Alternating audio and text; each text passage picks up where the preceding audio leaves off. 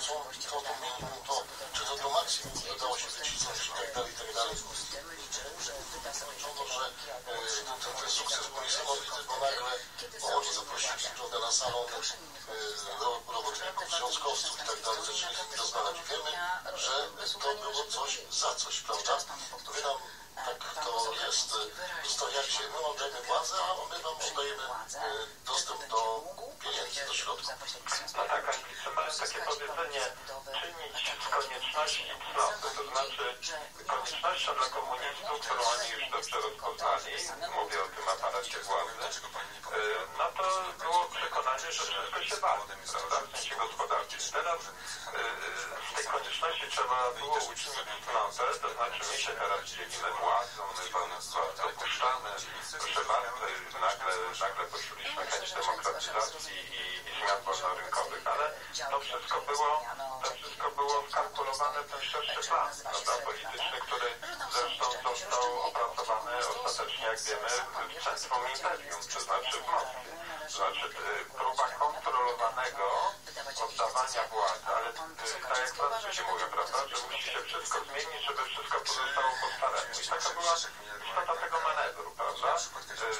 I jak potem obserwujemy cały ciąg wydarzeń, który miał miejsce w 1989 roku po Okrągłym Stole, no na przykład wybory 4 czerwca 1989 roku, prawda? Doszło do, co nam w głowie się nie mieści, żeby można dokonywać zmiany ordynacji wyborczej w trakcie wyborów. A wtedy tak doszło do czegoś takiego, ponieważ ludzie skreślili masową tak zwaną listę krajową, na której byli umieszczeni wszyscy prominentni przedstawiciele ZSRR, łącznie z generałem Kiszczakiem i innymi.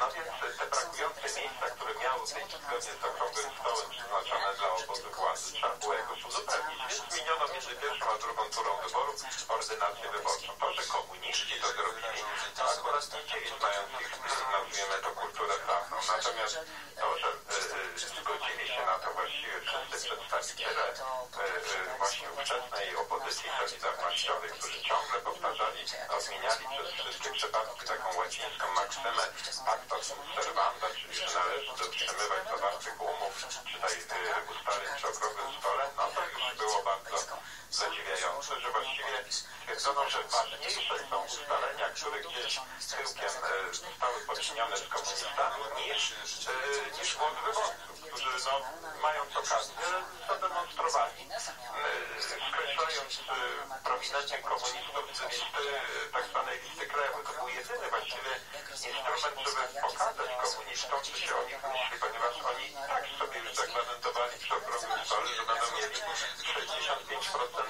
mandatów w tym Sejmie, prawda? Więc de facto jedynym sposobem utarcia ich nosa to było to skreślenie listy krajowej, co się dokonało, no ale ja pamiętam te wypowiedzi Bronisława Gerenka, Lecha Wałęsy, Tadeusza Mazowieckiego i innych, którzy mówili, że trzeba dotrzymywać umów, no bo inaczej to dojdzie do jakiejś rewolty, aparatu władzy, dojdzie do powtórki stanu wojennego. No, to było wiadomo, że znając też jakie wiatry z Moskwy idą, że ten scenariusz z 1981 roku jest nie do powtórzenia, więc to było oczywiście tylko taka propagandowa komunikat, a nie realne ocena. Jeszcze tak wspomniałem, panie profesorze, najwięksi przegrani. No najwięksi wygrani, no to oni ciągle są na świeczniku, prawda, żeby wspomnieć wspomnianą gazetę wyborczą, która przecież ma dzisiaj przez jakiś czas odgrywa znacznie większą rolę niż tylko bycie dziennikiem politycznym, tylko wpływała, jak wiemy z ostatnich publikacji, stara się ciągle wpływać na życie polityczne w kraju.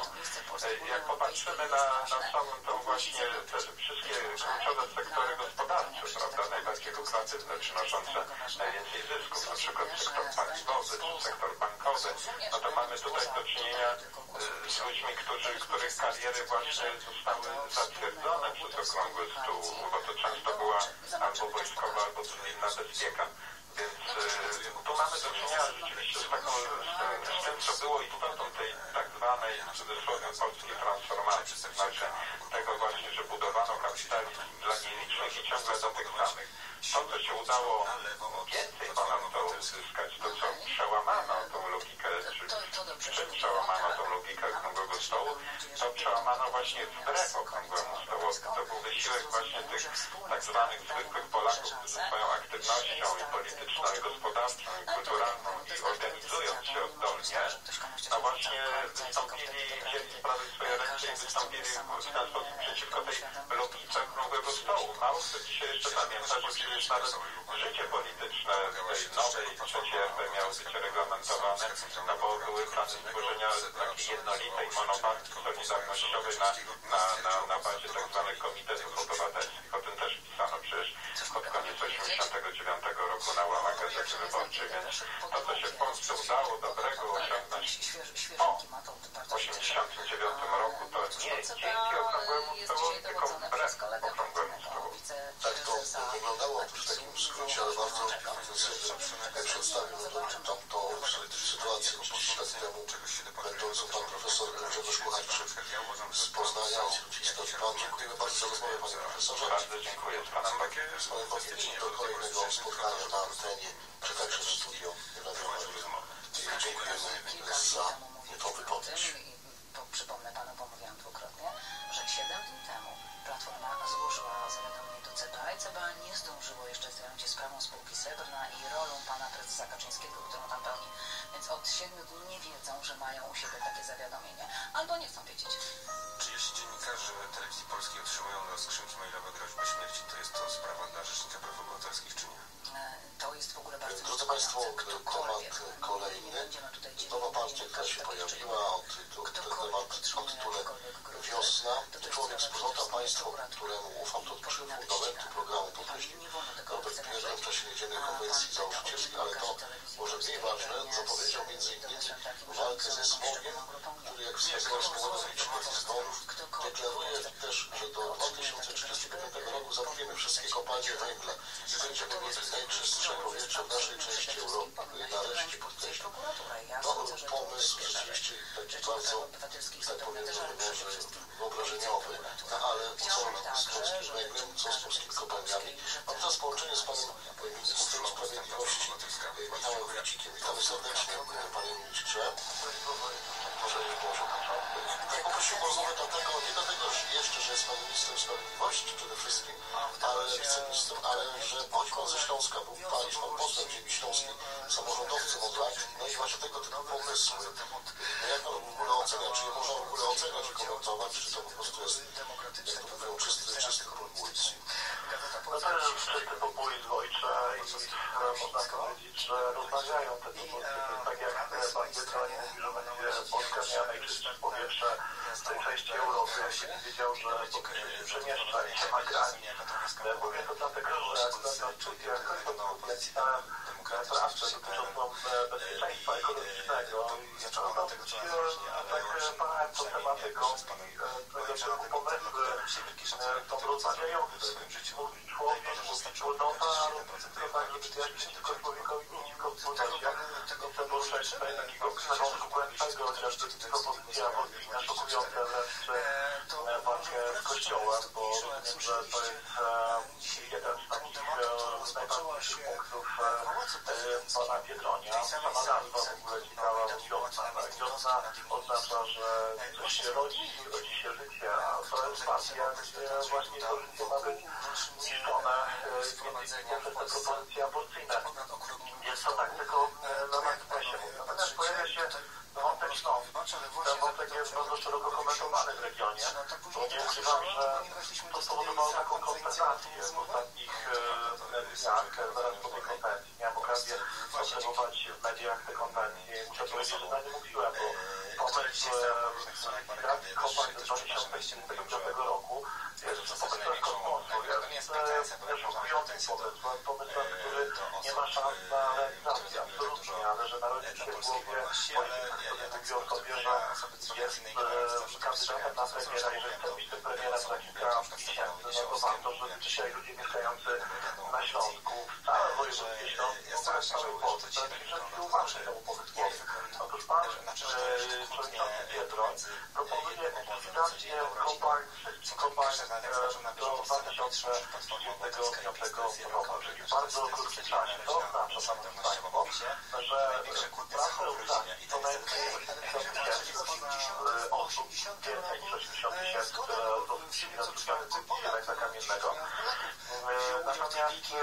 trzeba pamiętać też o tym, że każde miejsce kopalnia generuje kolejny kilka, 3-4 czasem 5 miejsc, czyli my rozmawiamy o skali programu sięgającym kilkuset tysięcy tak naprawdę pracy. To jest spadek nie tylko kopalń, to jest spadek wielu przedsiębiorstw.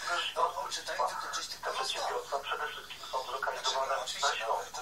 To, że się zaczęły podziały, pamiętam dokładnie reformę, która była przeprowadzana za czasów pana Wójka, czyli tego pana premiera, który temu pojawił się na spotkaniu kilku premierów, mówił, że jest alternatywa dla rządu Zjednoczonej Pracy i podpisali jakąś deklarację współpracy, ale to właśnie za pana Wójka likwidowane były kopalnie na Śląsku. To wywołało ogromne problemy Śląska przez wiele lat. Likwidowano wiele kopalń, wielu ludzi weszło tak naprawdę w biedę, które pozostawali przez wiele lat.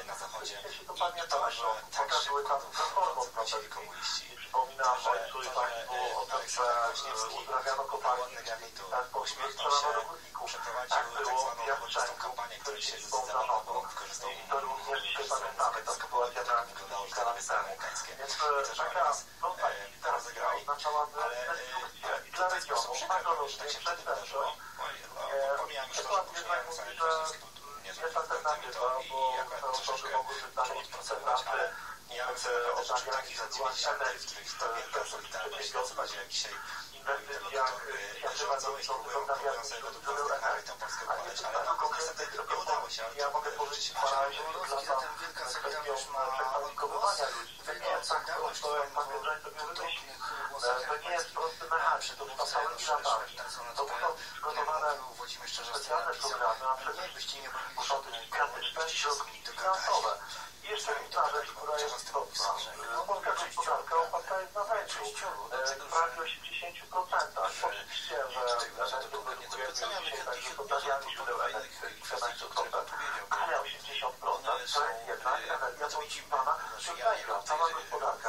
Takie proste myślenie, że do 2035 roku zlikwidowane zostaną wszystkie kopalnie, oznacza tak naprawdę zafundowanie na wszystkim zrujnowania gospodarki, zafundowanie problemów, patologii, przestępczości i tak naprawdę wielkich problemów. A dodatkowo jest jeszcze jeden element. To jest kwestia typowo strategiczna. Wiadomo, że jeżeli ktoś ma te surowce, jeżeli ma kopalnię, no to przecież nie jest uzależniony od innych państw. Rozumiem, że pan Biedroń ma swoisty sposób na to. To jest niebezpieczeństwo uzależniania nas od innych państw. Przykład podam się z Grecji. To jest przykład dotyczący gospodarki niemieckiej, gdzie niedawno zlikwidowano ostatnią kopalnię węgla kamiennego, a jeżeli ktoś myśli, że ta energia nie będzie produkowana z węgla, to jest kwestia. Dlatego, że będzie produkowana, jest produkowana, tyle, że ten węgiel jest po prostu importowany z różnych krajów. Drogi zostaną się trochę tworzyć, także z różnych krajów świata. Nie da się zrobić tak, że zupełnie się odetniemy od węgla. To jest niemożliwe po prostu. Nawet Niemczech, to jest ciekawe, aż 40%, ponad nawet 40% energii jest produkowanej z węgla. Tyle, że przede wszystkim z węgla brunatnego, także z węgla kamiennego. Rzeczywiście w Niemczech taka komisja pojawiła się niedawno, która wprowadziła rekomendacje dla rządu niemieckiego, żeby do 2028 roku zlikwidować wszystkie kopalnie węgla w ogóle wszystko, przeprawić całą energetykę na OZE. Proszę zwrócić uwagę, 2038 rok, pan Biedroń proponuje to do 2035 roku. Jeżeli my pytamy o koszty tego całego przedsięwzięcia, to mamy prawo zapytać, bo w Niemczech w tych regionach, gdzie wydobywa węgiel brunatny, jest przygotowywane projekty, które przez 20 lat pochłoną 40 miliardów euro. A pan Biedroń mówi ustami swoich ekspertów, mówi o tym, że koszty jego programu będą wynosić 200 miliardów złotych. Więc tutaj jeśli pokazuje skalę populizmu i tego, w jaki sposób on patrzy na gospodarkę, jak próbuje się bawić z tymi rzeczami, to jest naprawdę, tak naprawdę chciałbym poznać konkretne propozycje. Myślę, że dzisiaj jest osobą widzianą na Śląsku, względem właśnie na to, że te propozycje są zmienione absolutnie w nasz region. Dodatkowo mogę powiedzieć, jak mówię o wiatrakach, o energii wiatru, jak najbardziej. To ma również przyszłość. Tylko też trzeba pamiętać o tym, że te chociażby wiatraki, żeby one mogły funkcjonować, to również węgiel jest istotna definitywnie potrzebna, żeby budować te wiatraki. Pan Biedroń o tym również tu pamięta.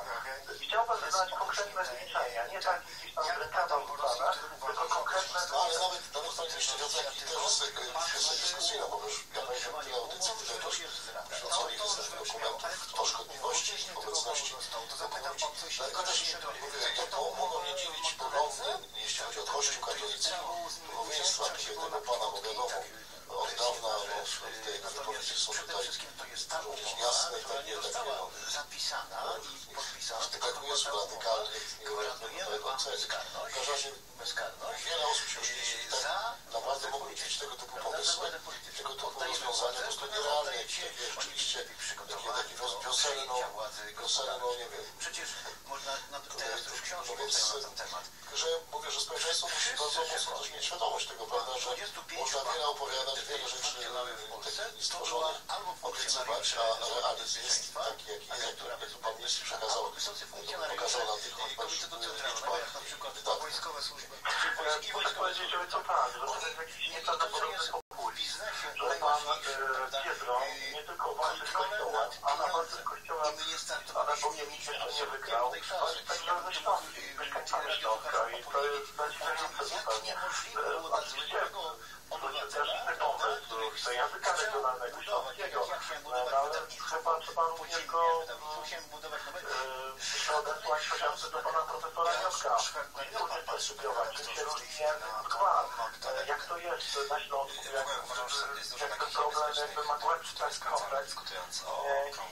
Wydaje się, że to nie jest tak, że można sobie jako populista wrócić jakiś temat i potem on sobie żyje rzeczywiście w mediach, żyje sobie w internecie, a nie podeprzeć go konkretnymi danymi. W przypadku węgla ja oczekuję konkretnych informacji.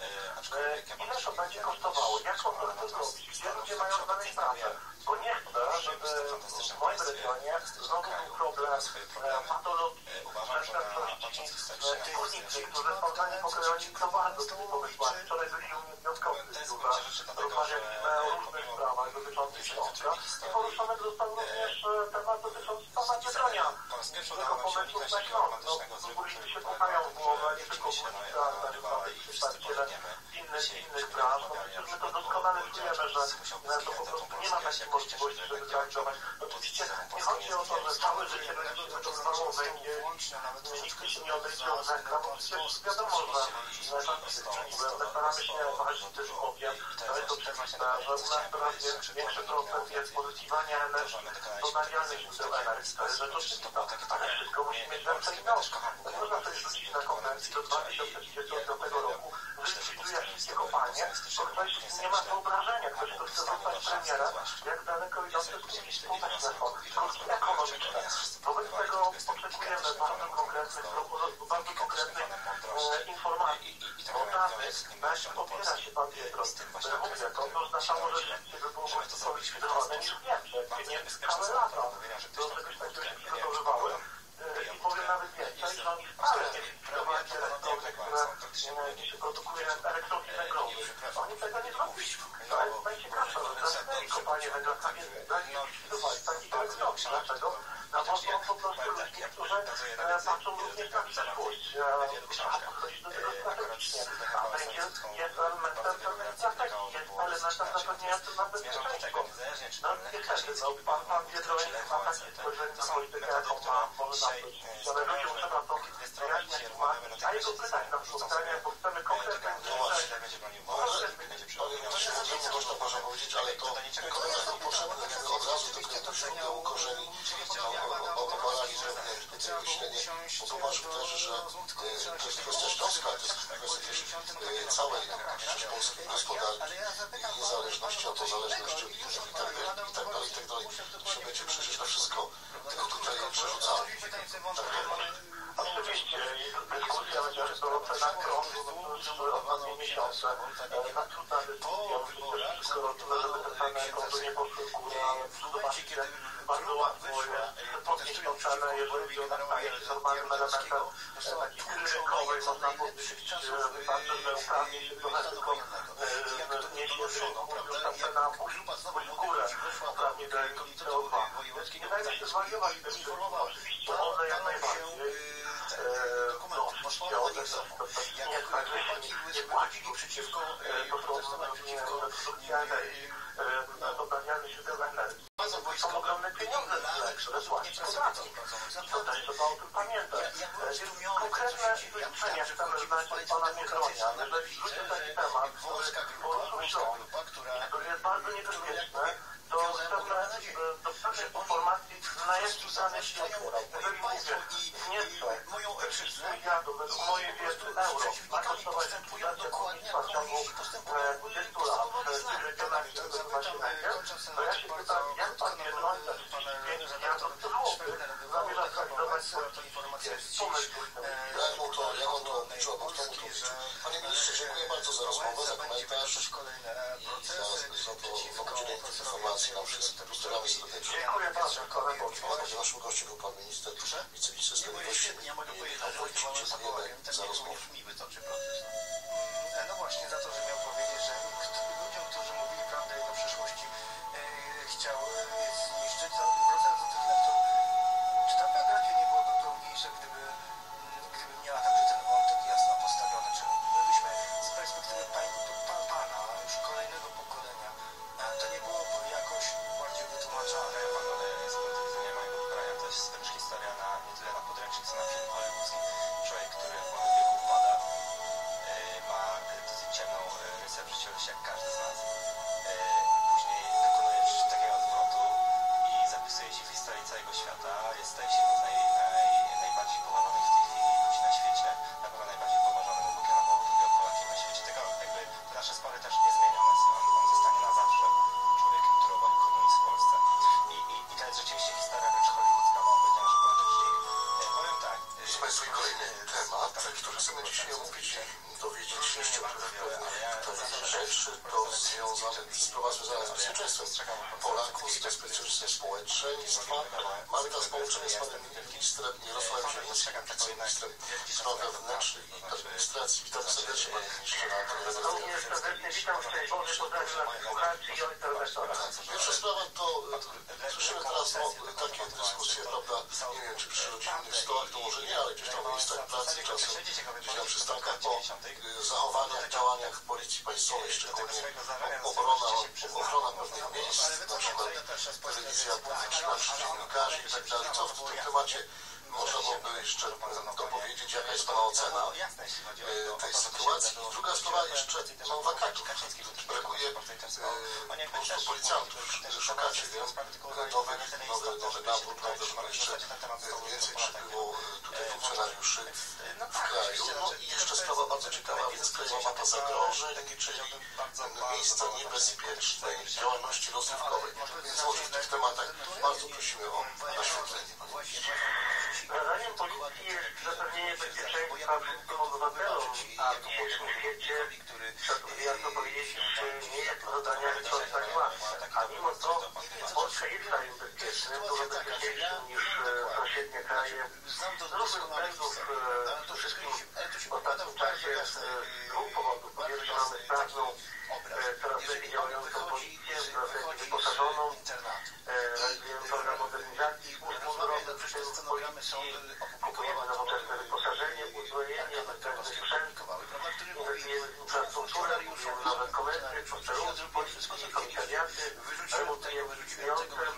Odtwarzamy polityzowane wcześniej masowo przez poprzednie koalicje to posterunki policji w mniejszych miejscowościach.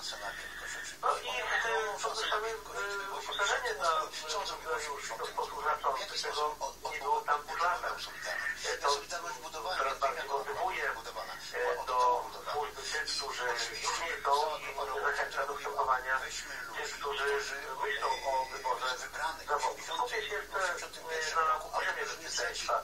Poziom w Polsce jest naprawdę wysoki, to potwierdzają obywatele badań wynika, że 93% Polaków czuje się bezpiecznie w najbliższym otoczeniu, w miejscu zamieszkania. To jest bardzo wysokie poczucie bezpieczeństwa i ono nie bierze się znikąd. Ono bierze się przede wszystkim z tego, że jest w Polsce coraz mniej przestępstw. Takiego przestępstw z roku na rok spada, zwłaszcza w ostatnich latach. A teraz ta wykrywalność w czasie, za który odpowiadamy w ciągu 3 lat, ostatnich 3, kolejnego 4 roku, w którym techniki są bardzo dobre i za każdym razem, z każdym rokiem jest coraz lepsze. To nie oznacza, że nie ma zagrożeń, to nie oznacza, że nie ma wrzuci, że nie ma przestępstw. Dlatego policja musimy coraz bardziej sprawdzać. Jeżeli chodzi o te wydarzenia w przestrzeni publicznej, ostatnio tak głośno, zwłaszcza to związane z demonstracją pod telewizją publiczną, to są wydarzenia, które nikt nie powinien mieć miejsca w demokratycznym państwie. I przede wszystkim trzeba apelować ze stoczyniem do całej opinii publicznej, także do polityków opozycji, do wszystkich, którzy demonstrują, że tego nie robią, tego nie popierać, to są złe emocje działania z nimi związanego z często mowy nienawiści. A to są czyny nienawiści. Zawsze istnieje groźba, że mowa nienawiści może przelać się w czyny, które tej nienawiści wynikają. Człowiek, który stoi, powinien być prawem, a nie wrogiem. Możemy dyskutować, możemy nawet się kłócić, to jest naturalne w demokracji, ale powinniśmy napadać na siebie, tak jak to się właśnie dzieje ostatnio pod telewizją publiczną, pod TVP Info. Ja dzisiaj już w jednej telewizji wyrażałem swoją empatię i solidarność z panią redaktor Magdaleną Górę, która została zaatakowana brutalnie przez demonstrujących, którzy ją obrażali, którzy podnieśli rękę na istnienie czy na samochód, obrażali policjantów, którzy także przebierali solidarność, bo oni byli bardzo cierpliwi i zachowali zimną krew. A w pewnym momencie można by się zastanawiać, czy nie zareagowali zbyt mało stanowczo, dzieje się właśnie krzywda pani redaktor, zaruszana jest i wolność osobista, że zaruszana jest prawo do swobodnego poruszania się, że atakowane jest ich samochód. Tutaj można mieć wątpliwości, nad tym się zastanawiamy, nad tym dyskutujemy, ale pamiętajmy o tym, że zawsze dowódca danej akcji policyjnej podejmuje decyzję na miejscu. Żeby podejmować właściwe decyzje, to po pierwsze musi być to wszystko przygotowane bardzo profesjonalnie i policja jest przygotowana do reagowania bardzo profesjonalnego, ale musi też mieć poczucie, że jeżeli podejmie decyzję o stanowczej, bardzo stanowczej reakcji, to że nie będzie za to potępiany ani on, ani oddział policji, czy funkcjonariusze, którzy tam są na zabezpieczeniu. Potrzebny jest taki klimat społeczny wobec działań policji, żeby one mogły reagować adekwatnie do zagrożeń, żeby się nie bała, że za takie reakcje bardziej stanowcze będzie doprowadzone postępowania wyjaśniające czy dyscyplinarne. To jest kwestia klimatu społecznego. Chcę powiedzieć bardzo wyraźnie, że na pewno nie będzie przyzwolenia rządu Prawa i Sprawiedliwości na to, że w Polsce było umowane prawo na kogokolwiek, taki czy inny kolor polityczny, to nie ma znaczenia. Dzisiaj właśnie ludzie związani z opozycją pozaparlamentarną i parlamentarną, niestety właśnie podejmują takie działania, które można określić jako podważanie reguł demokracji, no bo czymże jest uniemożliwianie pracy dziennikarce jednej telewizji publicznej w tym przypadku. Jaka by była reakcja, gdyby ktoś nie protestował przeciwko na przykład telewizji komercyjnej? Dziennikarzowi tamtej telewizji, a mamy bardzo agresywnych dziennikarzy i nikt nie, na szczęście nie organizuje takich demonstracji dobrze, bo jedno i drugie musi być powiedzone. Ja pomyślałem sobie, że mogliśmy powiedzieć, czy to były działania tak właśnie agresywne, niedopuszczalne, jak zostały one stosowane wobec pani redaktor Magdaleny Górę, żeby takie działania były podjęte na przykład wobec pani Moniki Olejnik, to trzeba oczekiwać takiej samej jednoznacznej reakcji policji. Musimy zagwarantować poszanowanie praw obywatelskich, wolności obywatelskich i reagować na wszelkie łamanie prawa i poprawę porządku publicznego. Jasna sprawa, tutaj po prostu musimy się zdecydować, czego oczekujemy, prawda, od prawa. Musimy mieć poparcie społeczne opinii publicznej w swoich działaniach na rzecz zapewnienia bezpieczeństwa i egzekwowania prawa wobec tych, którzy nie łatwo. Tak jest. Poprzez co godziny inna atmosfera występuje, chociażby nawet w Paryżu teraz widzimy, że społeczeństwo jest po stronie tych, którzy protestują, bo dlatego, że bardzo ostre środki chyba państwo wprowadza i robi się taka Nasza policja reaguje w sposób odpowiedni. Czasami można mieć wątpliwości co do pewnych szczegółowych działań, ale to się zawsze niestety może zdarzać w krytycznych sytuacjach. Natomiast reaguje w granicach prawa i na podstawie prawa i tak musi być. Ale nie może też tolerować zachowań tego prawoładu i dlatego tylko, że ktoś to pomyśli potężnie taką akcję policji. Nie. Społeczeństwo płaci podatki, a policja wymaga od niej, żeby ona traktowała w sposób odpowiedni i tak będzie. A teraz wracając do innych pytań. Do tych karty bo czas nam ucieka. Przemówimy do prezydenta, chciałbym przedstawić. Tak, to ma pedagogii bezpieczeństwa. To jest bardzo ważne narzędzie, interaktywne, internetowe, anonimowe. Może każdy obywatel zgłaszać na tę mapę swoje spostrzeżenia o zagrożeniach. Policja je weryfikuje, sprawdza i eliminuje te zagrożenia. Ostatnio właśnie po tym tragicznym zdarzeniu w Tajmurumów w Koszalinie minęło 5 młodych 15-letnich dziewcząt. Szukaliśmy różnych sposobów na to, żeby temu zapobiegać w przyszłości. I jednym z pomysłów było uzupełnienie Krajowej Rady Różnych Bezpieczeństwa o tę kategorię, która jest szersza niż to same jak Tajmurumy. To jest możliwość zgłaszania informacji o zagrożeniach związanych z miejscami działalności rozrywkowych prowadzonej przez różne osoby i podmioty. Kompują się przedsiębiorcy, nie mają racji. Bezpieczeństwo jest wartością nadrzędną. Jeżeli obywatele zauważą, że ktoś jest nie w porządku pod tym kątem, że nie są spełnione warunki bezpieczeństwa, mają prawo to zobaczyć, jak zdaniem policji będzie to weryfikować i reagować. Mam zdanie, że wakaty, panie ministrze, to nie jest tak, że nie mam pomysłu na życie, więc zostaje policjantem. Nie jest tak. Trudno się dostać do policji. Owszem, kiedyś zgłaszało do policji więcej osób, było duże bezrobocie, młodzi ludzie szukali miejsc pracy. Dzisiaj inne instytucje oferują często atrakcyjniejsze, przynajmniej na wstępie albo podobnie atrakcyjniejsze miejsca pracy, zarobki z tym związane. Więc liczba osób chętnych do miejsca policji jest mniejsza, dwukrotnie mniejsza niż to bywało. Ale oczywiście nie zamierzamy znowu, jeśli chodzi o kryteria przyjęć. Przyjęliśmy w ubiegłym roku 2018 dużą grupę nowych policjantów, 1000. Wakacji nie ma aż tak dużo jak średnia opozycja. Mamy około 99 000 policjantów, a 103 000 etatów, więc te kolejne 4 000 rozchodzą ze służby na emerytury. Nowych policjantów będziemy radzić w najbliższym czasie. Naszym dążeniem jest to, żeby limit etatów był wypełniony w 100%, bo jak ciągle powtarzam, że teraz to czyli policjanci zapowiadają na bezpieczeństwo, a nie zapowiadają bezpieczeństwo wakaty. Raczej wakaty utrzymywano celowo, po to, żeby środki zaliczane na te etaty nie wypełnione, dlaczego jest inny cel. Dzisiaj nie ma takiej polityki.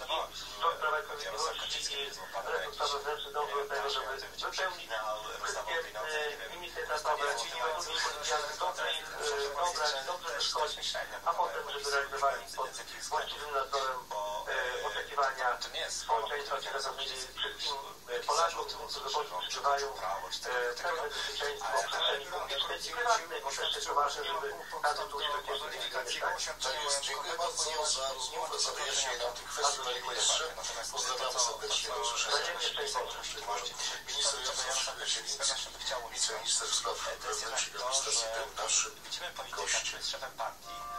Ja uważam, że w demokracji w ogóle się tak nie powinno dziać. Szef partii, który jest bardzo wpływowym człowiekiem, jest najważniejszą osobą dzisiaj w państwie, więc pociąga w zasadzie za bardzo wiele sznurków, ma bardzo wiele... To jest trochę od tego, co pan... Proszę Państwa, jeszcze jeden temat. Dzisiaj przypada tutaj przeżywanie 100. rocznicy powołania biskupstwa polowego w Polsce. Z tej okazji z wierzchni Sił Zbrojnych, a więc prezydent Rzeczypospolitej uczestniczył we mszy świętej. Jest prowadzony w katedrze. Teraz posłuchajmy jeszcze przemówienia budować biznes tej spółki. Ja powiem dlaczego.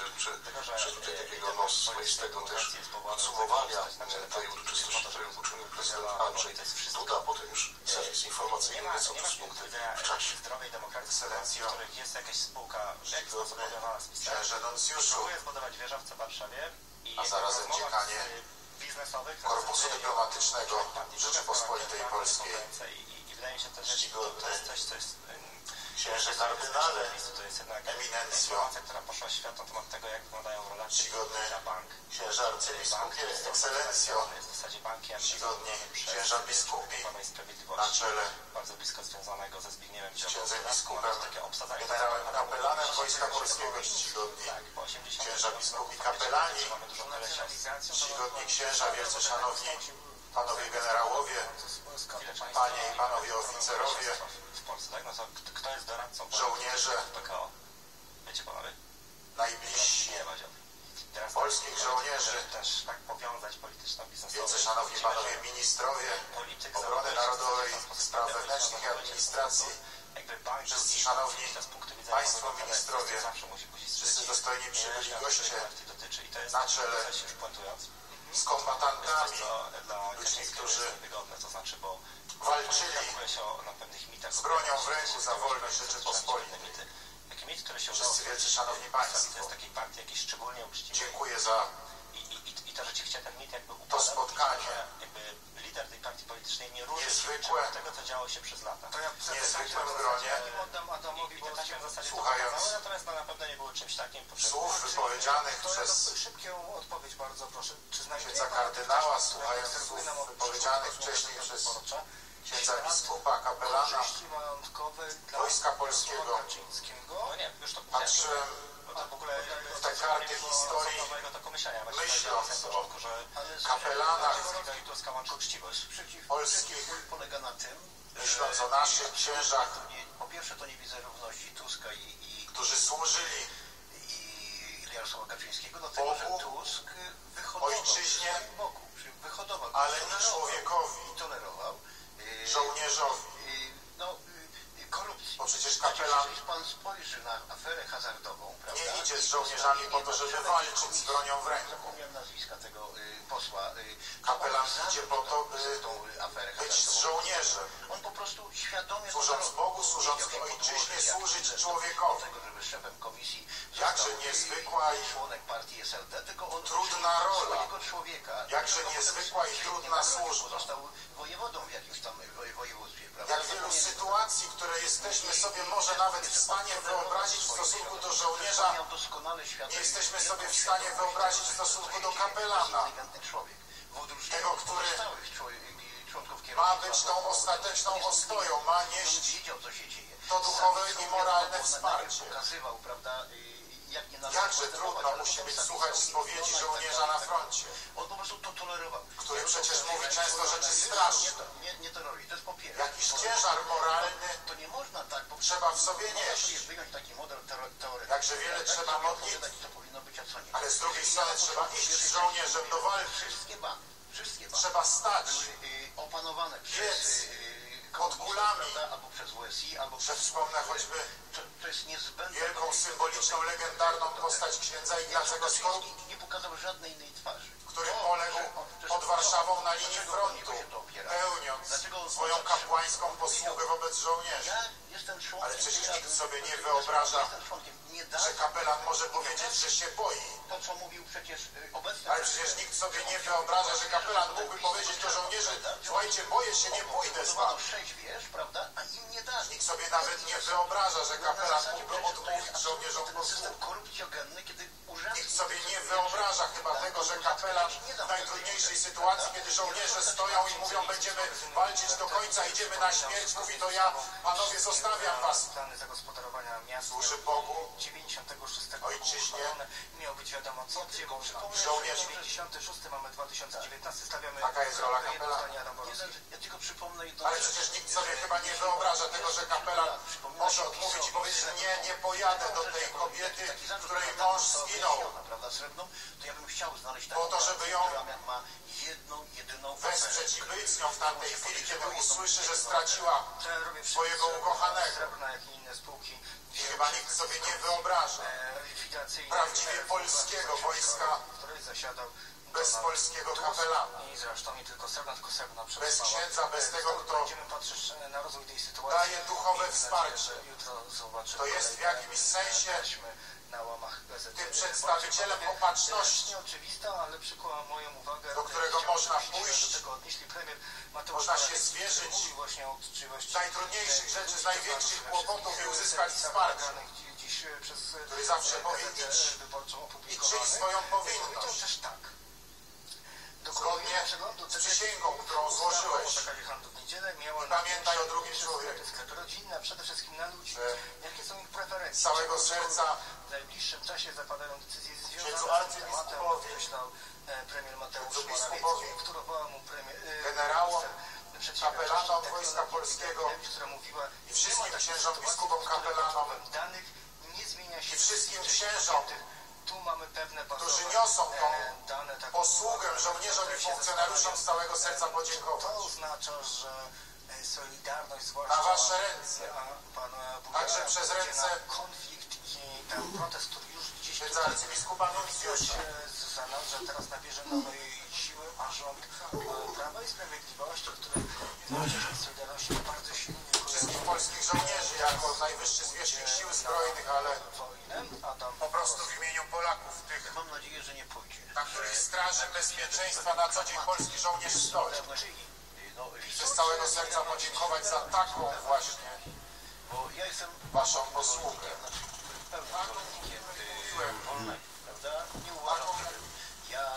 Inni sobie nie wyobrażamy, że mogłaby być. Handlować, znaczy kupować w niedzielę. Ja bym chciał, żeby wszyscy mogli ten czas spędzać z rodziną. Ja rozumiem, że dla ludzi jest to wygodne i służyć do samego końca. Mogą chcieć handlować. Natomiast za to wam dziękuję z całego serca. Tak jest, prawda, sam i chciałem wam życzyć, załatwić. W Niemczech tak jest, żebyście zawsze po prostu należy, nawet jeśli są w mniejszości. Natomiast mieli to wsparcie Ducha Świętego i wielką siłę i moc Ducha Świętego w sobie, żeby służyć polskim żołnierzom i ich rodzinom jak najlepiej. Żeby być kapelanami polskich żołnierzy, polskiego wojska w najpełniejszym możliwym tego słowa znaczeniu, nawiązując do najlepszych tradycji. Tych 100 lat tamtego pamiętnego 1919 roku, kiedy nam powrót powstał, ordynariat polowy i przez wszystkie te lata, kiedy polski ksiądz przy polskich żołnierzach był, czy to jako proboszcz parafii służył partyzantom, czy jako ten przy regularnym wojsku szedł, czy wreszcie służył funkcjonariuszom tej służby jak najlepszej, dającej także osobistą satysfakcję. Z całego serca wam życzę jeszcze raz, dziękując za opiekę nad polskimi żołnierzami, za opiekę nad nami. Pan Bóg, Matka Najświętsza, zawsze także realizacji tej ustawy tak ekscelencje i księży handlu w niedzielę, to i ojców rozejście się? ma w swojej opiece. Szczęść Boże. Problem. Szczęść Boże wszystkim coś z tym zrobić. Ten głos przyspiąca Rzeczpospolita. Ja sądzę, że tak jak Pana nam są dzisiaj wyborców PiS-u, życzę ten argument, żeby Pan wskazuje na pragmatyzm, na solidarności. Coś takiego nie chcę, jako w zasadzie pragmatyzm oznacza w tej sytuacji utratę honoru i twarzy.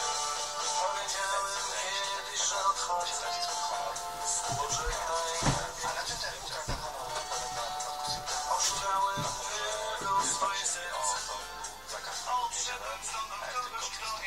to odpuścili, a taka chodzi o ludzi. Więc powiem szczerze, pragmatyzm, znaczy solidarność, która się bardzo często nie zgadzam, bo jestem przeciwnikiem tego zakazu, natomiast z punktu widzenia solidarności, która od kilku lat powtarza nam i od wielu lat nam powtarza, że to jest pogwałcenie podstawowych praw pracowniczych, to, że zmusza się ludzi do pracy w niedzielę. I słyszeliśmy to wielokrotnie w ustach prominentnych działaczy Solidarności. I jeśli dzisiaj się takiej Solidarności proponuje pragmatyzm, czyli utratę twarzy, to wydaje mi się, że ta Solidarność właśnie się trochę poprzez swoje wieloletnie działania doprowadziła do takiej sytuacji, że połowa Polski nie lubi, a ta połowa Polski, która sensie takiego sporu politycznego po prostu nie szanuję, bo cóż to za pragmatyzm, to znaczy walczyliśmy o coś i nagle odpuszczamy, mimo że stracą na tym ludzie. Ja tylko powiem jeszcze jedno zdanie na samego... Tylko tutaj pojawia się argument, panie redaktorze, że tracą na tym małe sklepy, a nie Oczywiście, ja się zgadzam w tej kwestii, ja się nie zgadzam w tej kwestii, ludzie, ale ci, którzy mieli być wsparci przez tą ustawę. Ja się nie zgadzam właśnie ani z PiS-em w tej sprawie, ani z Solidarnością, to znaczy ja od początku uważałem w ten sposób, że chciałbym, żeby grupa ekonomistów stwierdziła, czy to się Polsce opłaca, czy nie, z czysto biznesowego punktu widzenia. Ja ekonomia nie jest zero-jedynkowa, to jest pewien problem. Że oczywiście i bardzo podobało mi się te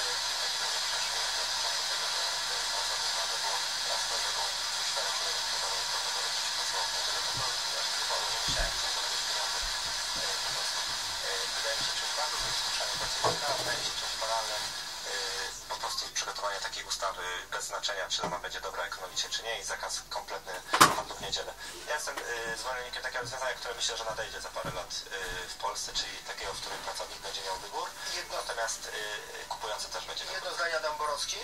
Pragmatyzm to nie jest wyparcie się wszystkiego, przecież zostało zrobione mnóstwo. Znaczy nie taki, że tak zrobimy, nawet jeśli się zrezygnuje z jednego, albo z niecałkowitego wypełnienia tego postulatu, nawet jeśli się zrezygnuje, to przecież trzeba mieć perspektywę, co nas czeka. To jest dokładnie tak argumentuje Lech Wałęsa okrągły. Nie. Bardzo panom dziękuję. Janusz Szwertner, Onet.pl. Dziękuję bardzo. I Adam Borowski, Gazeta Polska. Dziękuję bardzo. Powtórka programu. Autopromocja. Sobota, godzina 18:06 to czas, kiedy każdego tygodnia na antenie Polskiego Radia 24 w godzinnej debacie będziemy rozmawiać o sprawach społecznych i gospodarczych. Eksperci, przedstawiciele świata polityki, parlamentarzyści analizujący bieżące wydarzenia, które chcemy czy nie, na co dzień i od święta interesują każdego. Zdrowie, rynek pracy, płace, nauka, emerytury czy prowadzenie własnej firmy. A wszystko tak z punktu widzenia decyzji na górze, jak i tych regionalnych najbliżej nas. Sobota 18:06, Anna Grabowska. Zapraszam. Autopromocja.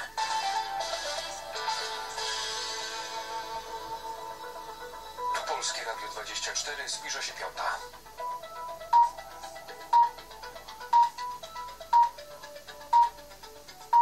Czas na informacje. Damian Szpyra, zapraszam. Mija 30 lat od obrad Okrągłego Stołu. Prezydent Andrzej Duda odniósł się do tego wydarzenia w rozmowie w Polsat News. Jak przyznał, Okrągły Stół był potrzebny. Prezydent dodał, że byliśmy tym pierwszym krajem, w którym następowały przemiany. Mur berliński runął, bo Polska dała temu początek i możemy to dzisiaj śmiało mówić, to jest fakt i to jest prawda. Z okazji 30-lecia tego wydarzenia dziś dla zwiedzających zostanie udostępniona sala kolumnowa Pałacu Prezydenckiego. Ustawiono tam historyczny stół, przy którym rozmowy plenarne prowadzili przedstawiciele władz PRL i opozycji demokratycznej. Zwiedzanie Pałacu Prezydenckiego będzie się odbywało od 16 do 20. Były wiceminister finansów Andrzej Parafianowicz zostanie dziś przesłuchany przez Sejmową Komisję Śledczą do spraw wyłudzeń VAT. Parafianowicz funkcję sprawował w latach 2007-2013. Polegały mu wtedy m.in. Krajowa Administracja Skarbowa i Urząd Administracji Skarbowej. Przewodniczący komisji Marcin Horała z PiS chce zapytać świadka o przepływ informacji między tymi służbami a resortem finansów. Pan Parafianowicz jest tutaj bardzo istotnym świadkiem. Przede wszystkim kwestia ustalenia, tak w skali makro, przepływu informacji między kontrolą a tymi departamentami legislacyjnymi. Czy było tak, że kontrola, widząc dużą skalę nieprawidłowości i że sobie z nimi nie radzi, czy alarmowała departamenty legislacyjne, czy nie informowała? Początek przesłuchania Andrzeja Parafianowicza o 10. Jutro zeznania ma złożyć były wiceminister finansów Janusz Cichoń. Przed Pałacem Prezydenckim będą dziś protestować rolnicy zorganizowani przez Agrounię. Oczekują oni na reakcję prezydenta i dialog, bo jak wyjaśnia lider organizacji Michał Kołodziejczak, kiedy zastanawiamy się nad tym doświadczeniem przez nich rezultatów. ludzi, którzy prezesa wówczas rolnictwo w Polsce jest w swojej kondycji. Wśród dorośli organizacji są pozostawili wspomnienia, to wówczas głębiej rozumiemy, a nie tylko przez jakieś statystyki,